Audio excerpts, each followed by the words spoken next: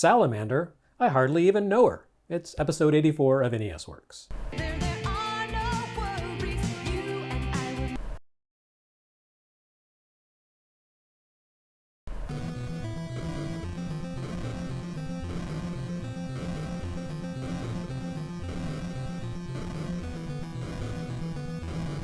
Nearly 2 years after Konami arrived on NES, the company follows up on that breakthrough release with a second entry in that franchise, the sequel in all but a name, Life Force.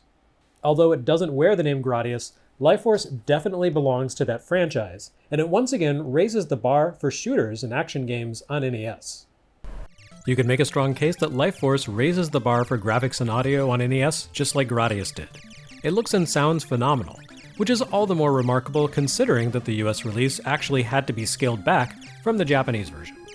Now, I called Life Force the second entry in the Gradius franchise, but that claim is subject to some significant asterisks. Depending on how you parse the history of the Gradius lineage, this would either fall as the second, third, or even fourth chapter of the series, which results to some degree from historic revisionism, but also because of Konami's weird and complicated localization tendencies in the 1980s. At the time of Life Force's development, Konami thought of the game as the second entry in the Gradius series. But in a 1988 interview translated by Shmuplations, designer Koji Hiroshita referred to the next entry in the series, Gradius II from 1988, as the fourth Gradius game, after Gradius, Salamander, and Life Force. It's an interesting distinction.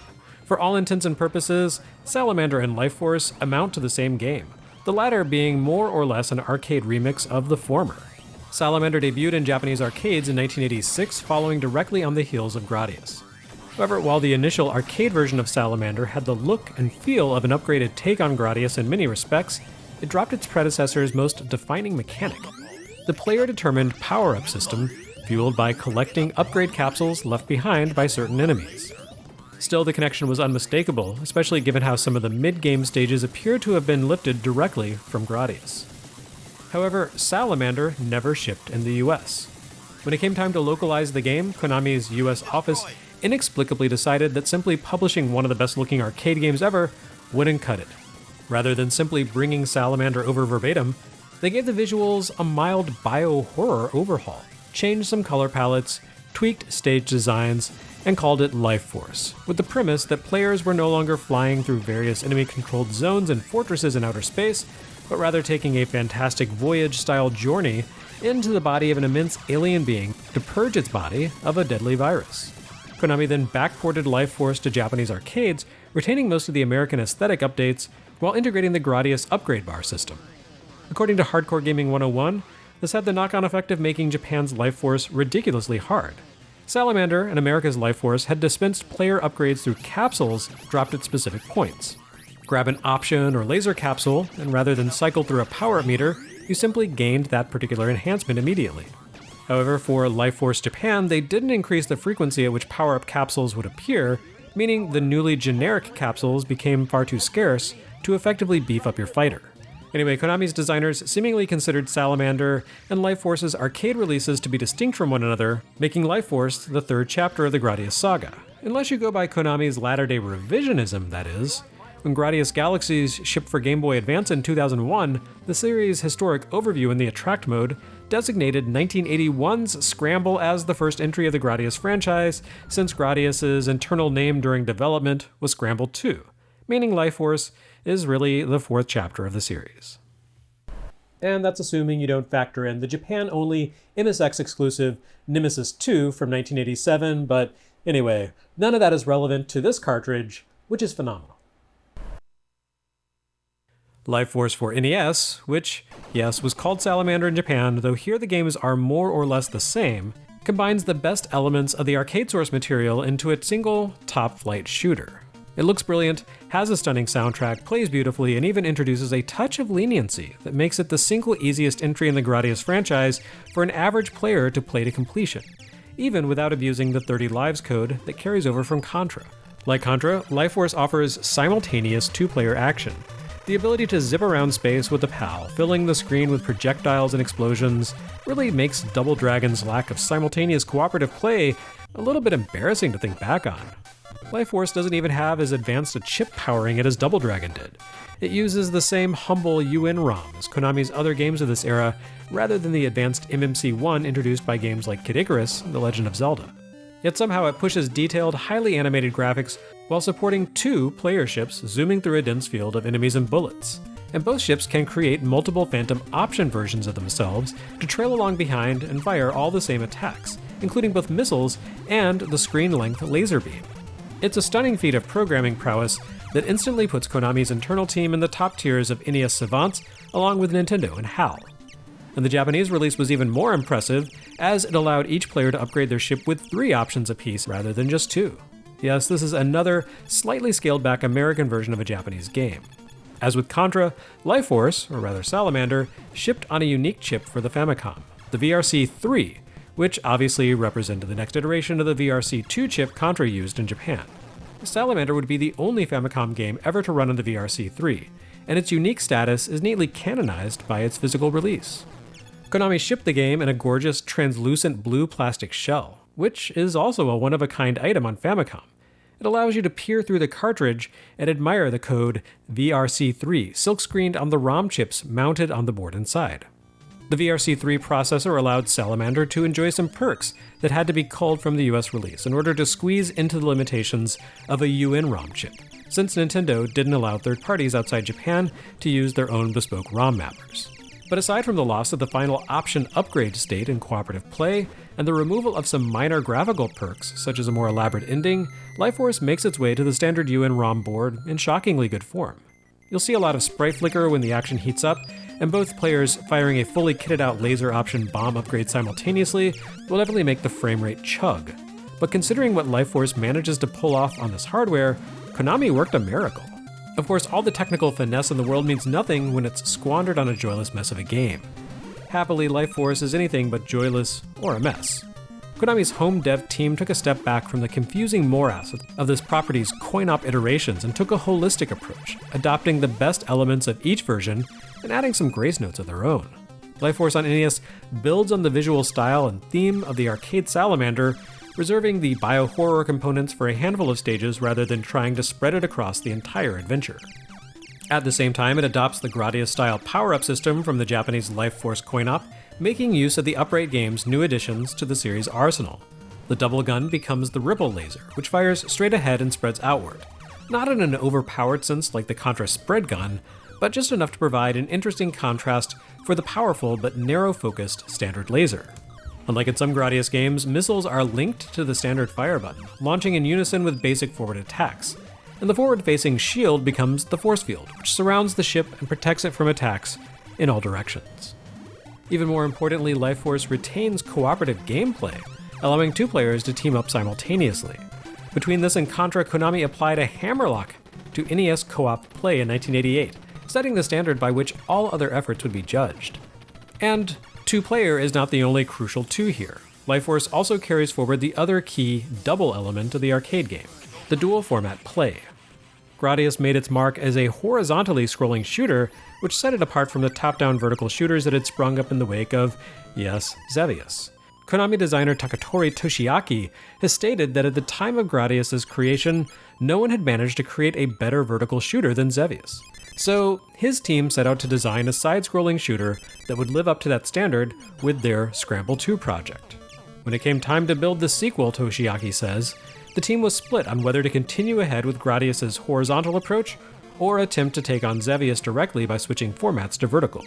Rather than limit themselves to one or the other, his team simply decided to do both, alternating between formats from one stage to the next, not unlike the arcade version of Capcom's Section Z, but far more elegant in its execution. Ultimately, Toshiaki's team decided not to call the game Gradius II specifically because the vertical segments felt a little too far removed from what had come before. But players still controlled Gradius' Vic Viper fighter, or Warp Rattler if you must. And the NES game, again, makes the connection clear by giving both players access to a Gradius-style capsule-based upgrade bar system. Or rather, Player 1 controlled the Vic Viper, while Player 2 handled the flight yoke of a red-tinged counterpart craft, the Road British, according to the NES manual, a weird mistransliteration of Lord British, which absolutely has to have been intended as a tip of the hat to Ultima creator Richard Garriott. The vertical scroll sequences pair remarkably well with the trademark Gradius mechanics. There's a different feel to the action, but it works, and elements like the missiles, which now fire alternately from each side of the ship and skim along the lateral surfaces of the stage, don't even miss a beat. It probably doesn't hurt that the vertical scroll better suits the NES hardware, since it means the console doesn't need to try to squeeze as many sprites into the same row of pixels and avoids butting up against the hardware's 8 sprites per row restriction. Between the alternate viewpoint and cooperative play feature, Life Force definitely feels distinct from the other Gradius games. Perhaps most unusually though, Life Force isn't brutal the way most Gradius games are. Sure, it's a fairly tough shooter, but the addition of cooperative play softens the nastiness considerably. In arcades, dying in solo play would send you back to a checkpoint, a la Gradius. Add in a second player, however, and the action would continue scrolling along despite a ship's destruction, like Contra. Not only that, but any options a player had accumulated before being destroyed would remain on screen, drifting away in time with the motion of the forward scrolling. The other player could snatch the free options, or if they were lucky with placement and timing, the respawning player could even grab them upon their return and immediately jump a few steps ahead in the upgrade cycle. The NES game retains this element, but it goes a step further and applies it to the single-player mode as well. This goes a long way toward mitigating the brutality of Gradius' death loop, in which players are rewarded for dying by being sent back to a checkpoint and losing all their upgrades, which makes passing a particularly difficult point even harder. If something could kill you while the Vic Viper was fully kitted out with upgrades, how much more difficult is it once you've been reduced to a standard forward cannon and maybe a residual speed upgrade? By allowing players to press ahead when they die, and potentially even snatch an option or two upon their return, Life Force makes death more a loss of precious resources, that is your stock of extra ships, and less of an insurmountable obstacle. By pairing this feature with the 30 lives code, even someone with unspeakably terrible gaming skills has a pretty good shot at seeing the game's ending. And by content tourist standards, Life Force offers plenty to see. The first stage, which sends you through some sort of horrifying living hellscape, pulses and throbs with life. Pustules along the wall explode into projectiles as you cruise past, and nauseating polyps burst from the walls to create hideous living meat barriers that will crush your tiny fighter. Grotesque fangs close on you before you're forced to blast your way through a lattice of living tissue that heals moments later, trapping you inside a throbbing conduit of organic tissue. At the end, you face a giant brain with a giant eyeball and a pair of grasping tentacle hands, and that's just the first stage. The second horizontal stage, level 3 in the overall game, may well feature the single most straightforward level design in the entire Gradius franchise. A straight shot between two flat surfaces with no platforms or other structures to avoid. But it's no less impressive for its minimalism, as those two flat surfaces appear to be the faces of a pair of twin stars, and their flaming plasma constantly shifts and roils as you pass through. You also need to weave between a dozen arcing prominences that jet out of each surface and will instantly annihilate your fighter at the slightest contact. By comparison, the fifth stage, a flight through a massive structure designed in the style of an Egyptian pyramid, feels almost tame, with its tightly packed barriers and destructible walls lined with cannons and other hazards.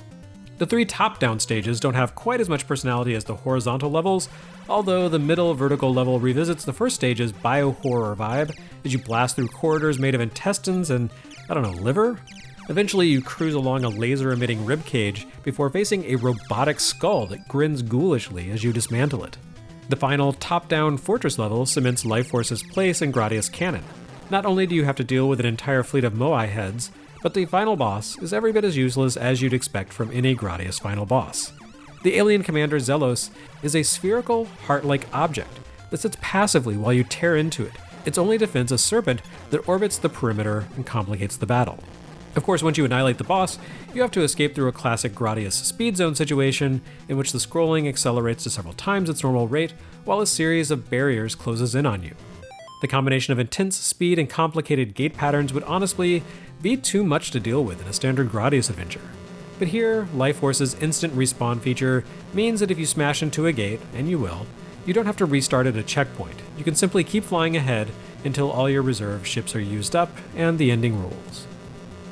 Revisiting this game for the first time in decades, with a perspective seasoned by years as a games critic, I'm happy to say that Life Force's stage design and enemy placement stand out as some of the most clever I've ever seen. Again, they play off the player respawn system to be clever, rather than cruel or unfair. This is not a game about endless random waves of opponents, but rather a carefully crafted gauntlet in which each encounter leads up to the next. Life Force establishes its basic design principles over the course of its first 2 stages, giving players a clear sense of its mechanical workings and what to expect from both environments and enemies. And then, beginning with Stage 3, it deliberately subverts those expectations by giving specific foes unique behaviors. For instance, the undulating opening waves of enemy fighters designed to give players a chance to beef up their upgrades at the start of each stage carries into level 3 by way of tiny firebirds. But after a few waves, a handful of the firebirds don't explode into power-up icons when destroyed, but rather transform into fireballs that blast forward into the player's fighter. In Stage 4, giant alien blood cells flip aimlessly through space, except the handful of cells that move at double speed and home in on the player's ship. Isolated space rocks surprise you by sprouting dendrite networks, until you reach the space rocks, whose dendrites rapidly emerge, then retreat back into the rocks and emerge again. The game carries through this tendency up until the absolute end, in which one of the final walls of the speed zone closes all the way across the screen, leaving no gap. A nasty last-minute gotcha that's practically guaranteed to ruin any no-miss playthrough attempt. Because Life Force doesn't make use of a checkpoint system, these surprise twists amount to rude lessons to keep in mind for future play sessions, rather than infuriating unfair tricks. They shave a life from your stock, and they power down your fighter. But they don't amount to a brick wall. You can still fight on from that point.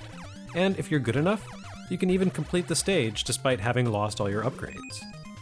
It really is a phenomenal game, and it seems to have fared well with American audiences despite its complicated history and minor downgrades en route from Famicom. That makes the ultimate failure of the next Gradius game, Gradius II: Gopher's Ambition, to make its way to the US all the more disappointing. Gradius II dropped Life Force's cooperative play and vertical scrolling segments, but it otherwise ratcheted up everything seen here to new levels. Presumably the game was stranded in Japan because its features were too heavily dependent on a custom Konami board and wouldn't have fared well on a standard Nintendo mapper chip, but whatever the case, Life Force wouldn't receive a proper follow-up in the US until Gradius III arrived on Super NES, unless you count Nemesis for Game Boy, which, The arcade version of Gradius II would eventually arrive in the US, PlayStation Portable decades later, which means it's fared better than the actual sequel to Salamander, 1996's Salamander II, which retained the dual format 2-player design of the previous game and never ever appeared on any platform outside of Asia. That sucks for the franchise, but at least Life Force here confirmed Konami as the kings of the NES.